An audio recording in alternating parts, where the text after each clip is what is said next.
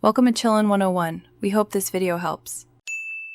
You'll begin by installing Google Authenticator and confirming your device meets requirements. Open the app and allow notifications. This protects codes. Next, make sure you have the account you plan to secure open on another device or browser. Once done, tap Begin Setup and choose to scan a QR code or enter a setup key manually.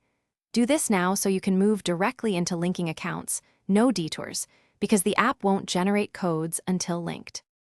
After selecting Authenticator in your account's two-step settings, point your iPhone camera at the QR code or tap Enter key and paste the provided setup key. You'll see a 6-digit code that refreshes about every 30 seconds. This is how the system proves it's synchronized. Enter that number back into the website, then confirm. Make sure to save backup or recovery codes now. Once the app is linked, losing those codes can lock you out, so copy them to a secure place. Finish by testing sign-in with the newly linked account. Sign out and sign back in to confirm the 6-digit codes work. If you'll switch phones later, use the app's transfer accounts feature or export keys now so you don't lose access. If codes are rejected, make sure your iPhone's date and time is set to automatic. Time drift breaks code validation.